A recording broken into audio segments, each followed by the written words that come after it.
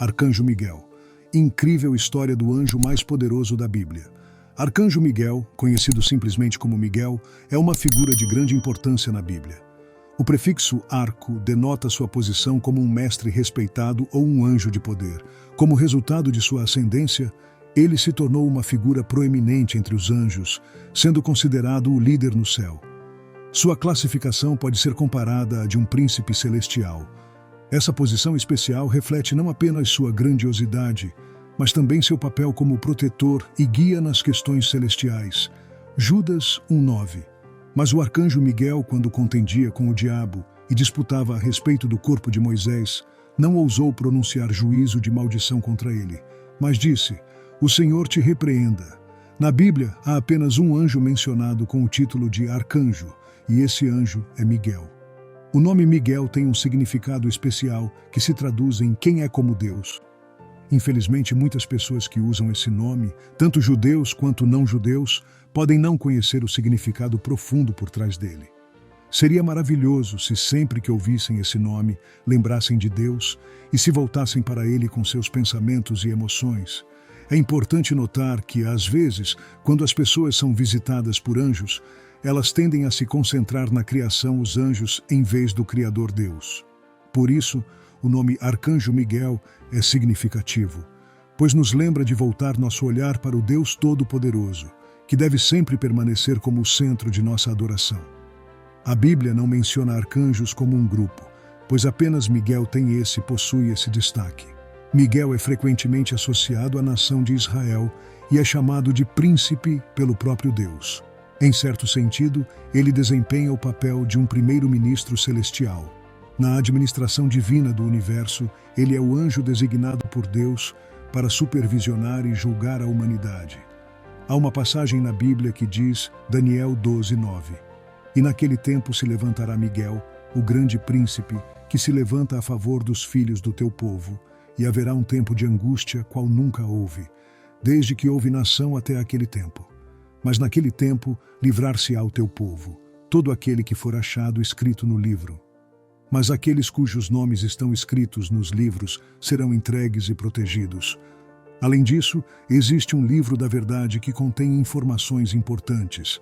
Ninguém pode se opor a Deus, e Miguel desempenha esse papel fundamental na realização dos planos divinos.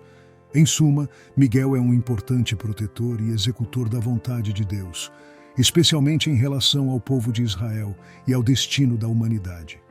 Um dos papéis que Miguel desempenha é de mensageiro da lei e do julgamento de Deus.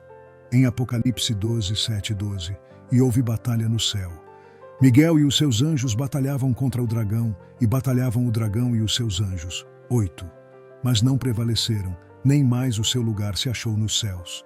9. E foi precipitado o grande dragão, a antiga serpente, chamada o Diabo, e Satanás, que engana todo o mundo. Ele foi precipitado na terra, e os seus anjos foram lançados com ele. 10. E ouvi uma grande voz no céu que dizia, Agora é chegada a salvação, e a força, e o reino do nosso Deus, e o poder do seu Cristo. Porque já o acusador de nossos irmãos é derrubado, o qual diante do nosso Deus os acusava de dia e de noite. 11. E eles o venceram pelo sangue do Cordeiro e pela palavra do seu testemunho, e não amaram as suas vidas até a morte. 12. Por isso alegrai-vos, ó céus, e vós que neles habitais. Ai dos que habitam na terra e no mar, porque o diabo desceu a vós e tem grande ira, sabendo que já tem pouco tempo. Ele é retratado liderando exércitos celestiais em uma batalha épica, incluindo uma luta contra o dragão satânico e suas forças demoníacas. Essa batalha final da era é como uma grande guerra cósmica entre o bem e o mal, onde Miguel e seus anjos se unem para derrotar Satanás e as forças das trevas. A Bíblia nos ensina que, na preparação para essa batalha, Miguel sairá vitorioso. Isso trará alegria aos céus e uma sensação de vitória sobre o inferno.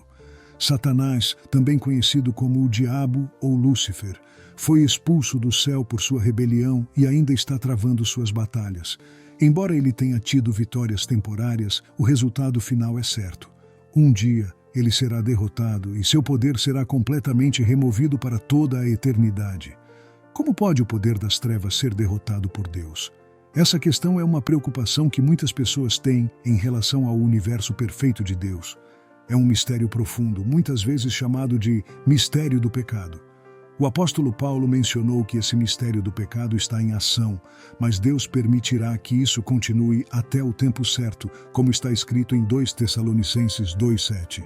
Porque já o mistério da injustiça opera. Somente há um que agora o retém até que do meio seja tirado. Esse mistério do pecado tem raízes nas ações dos anjos caídos, que se rebelaram contra Deus. Deus não os destruiu, mas os lançou ao inferno e os prendeu nas cadeias das trevas, aguardando o julgamento, como mencionado em 2 Pedro 2:4 e Judas 6. Porque se Deus não perdoou aos anjos que pecaram, mas havendo-os lançado no inferno, os entregou às cadeias da escuridão, ficando reservados para o juízo. 5. E não perdoou ao mundo antigo, mas guardou a Noé, a 8ª pessoa, o pregoeiro da justiça, ao trazer o dilúvio sobre o mundo dos ímpios. 6. E condenou à destruição as cidades de Sodoma e Gomorra, reduzindo-as a cinza e pondo-as para exemplo a AOS, que vivessem impiamente. É importante observar que essas passagens atribuem a culpa diretamente a AOS anjos, que escolheram abandonar sua herança celestial e morada original. Portanto, o conflito entre as forças das trevas e Deus faz parte desse mistério do pecado. Mas a Bíblia nos assegura que Deus triunfará sobre o mal no momento adequado. O desafio de Lúcifer a Deus foi um momento crucial na história da criação. Após a queda, cerca de 1/3 dos anjos se uniram a ele em seus atos malignos, e isso foi o maior desastre em toda a história da criação. Quando exatamente isso aconteceu? É uma questão que intriga muitos. A importância não está tanto na criação dos anjos, mas sim em quando ocorreu a queda deles. É difícil acreditar que essa rebelião tenha ocorrido antes de Deus criar Adão e Eva e colocá-los no jardim do Éden. Quanto tempo Adão e Eva viveram no jardim antes da queda dos anjos e da tentação de Satanás? É uma questão em aberto que gostaríamos de saber, mas permanece um mistério. A origem do conflito é registrada em Isaías 14:12-14, como caíste desde o céu, ó Lúcifer, filho da alva, como foste cortado por terra, tu que debilitavas as nações. 13. E tu dizias no teu coração, eu subirei ao céu, acima das estrelas de Deus exaltarei o meu trono, e no monte da congregação me assentarei, aos lados do norte. 14. Subirei sobre as alturas das nuvens, e serei semelhante ao Altíssimo, onde descreve a queda de Lúcifer, também conhecido como filho da alva. Ele ansiava por elevar-se acima de Deus e assumir o controle. Antes de sua rebelião, Lúcifer era uma figura resplandecente no céu, mas sua queda marcou o início do conflito no reino celestial. Em Ezequiel 28:12-17:12, filho do homem, erga um lamento a respeito do rei de Tiro e diga-lhe, assim diz o soberano Senhor, você era o modelo de perfeição, cheio de sabedoria e de perfeita beleza. 13. Você estava no Éden, no jardim de Deus. Todas as pedras preciosas o enfeitavam, sárdio, topázio e diamante, berilo, ônix e jaspe, safira, carbúnculo e esmeralda. Seus engastes e guarnições eram feitos de ouro. Tudo foi preparado no dia em que você foi criado. 14. Você foi ungido como um querubim guardião, pois para isso eu o determinei. Você estava no Monte Santo de Deus e caminhava entre as pedras fulgurantes. 15. Você era inculpável em seus caminhos desde o dia em que foi criado até que se achou maldade em você. 16. Por meio do seu amplo comércio, você encheu-se de violência e pecou. Por isso eu o lancei em desgraça para longe do monte de Deus, e eu o expulsei, ó querubim guardião, do meio das pedras fulgurantes. 17. Seu coração tornou-se orgulhoso por causa da sua beleza, e você corrompeu a sua sabedoria por causa do seu esplendor. Por isso eu o atirei à terra. Fiz de você um espetáculo para os reis. Deus declara sua intenção de lançar Lúcifer à terra e colocá-lo diante dos reis para que todos possam testemunhar sua queda. A Bíblia ocasionalmente se refere a AOS anjos como estrelas, o que explica por que Satanás é chamado de estrela da manhã antes de sua queda.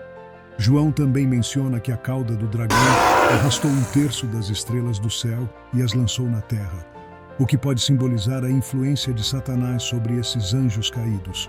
Embora o conflito tenha seu epicentro na terra, afeta todo o universo. É notável que, em nossa breve existência neste planeta, tenhamos sido testemunhas e participantes desse conflito celestial. Tudo começou no Jardim do Éden, uma região no Oriente Médio entre os rios Tigre e Eufrates, onde a cabeça de Satanás foi ferida em sua tentativa de enganar Adão e Eva. Esta é uma batalha épica, com seres sobrenaturais celestiais lutando por este planeta. É uma luta que transcende o tempo e o espaço e tem raízes profundas na história da criação. À medida que nos aproximamos do fim desta era, o arcanjo Miguel está se preparando para liderar os exércitos no que é conhecido como o juízo final ou Armagedon. Esta é a ilustração bíblica final da supremacia de Deus. Embora Satanás seja um inimigo derrotado em princípio, ele ainda não foi removido completamente do cenário mundial.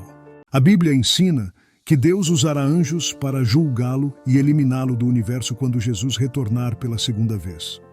Haverá um grande clamor e uma mensagem maravilhosa de que Jesus Cristo retornou, trazendo a promessa de vida para todos os que morreram em Cristo e aguardam a ressurreição, conforme mencionado em 1 Tessalonicenses 4,16. Pois, dada a ordem, com a voz do arcanjo e o ressoar da trombeta de Deus, o próprio Senhor descerá dos céus e os mortos em Cristo ressuscitarão primeiro. Houve um momento, conforme encontrado em Daniel 12:1, e naquele tempo se levantará Miguel, o grande príncipe, que se levanta a favor dos filhos do teu povo, e haverá um tempo de angústia, qual nunca houve, desde que houve nação até aquele tempo. Mas naquele tempo livrar-se-á o teu povo, todo aquele que for achado escrito no livro. Quando foi revelado que as pessoas seriam salvas. Muitas vezes subestimamos a importância da influência dos anjos nos assuntos dos seres humanos. O livro de Daniel nos apresenta uma visão poderosa da batalha intensa entre os anjos dedicados a Deus e as forças das trevas que estão alinhadas com Satanás. Daniel descreve vividamente essa feroz batalha entre o poder angelical de Deus e as trevas opostas. A batalha entre os demônios no Antigo Testamento é algo que ele testemunha e relata. Daniel estava em luto por 3 semanas quando um anjo apareceu a ele, Daniel 10:13. Mas o príncipe do reino da Pérsia me resistiu 21 dias. E eis que Miguel, um dos primeiros príncipes, veio para ajudar-me. E eu fiquei ali com os reis da Pérsia. Durante esse período, ele não comeu carne, não tocou vinho em seus lábios e não usou loção. Sua dedicação espiritual era profunda. Enquanto ele estava perto do rio Tigre, um homem vestido de linho apareceu diante dele, com uma aparência deslumbrante e uma presença tão poderosa que Daniel e aqueles que estavam com ele fugiram para se proteger. Daniel estava completamente exausto quando ficou sozinho com esse visitante celestial, pois seu poder era avassalador. Mas mesmo quando Daniel estava mergulhado em sono profundo, foi acordado pela voz do anjo Gabriel. Ele compartilhou uma história sobre a batalha celestial que ocorreu desde o momento em que Daniel começou a orar.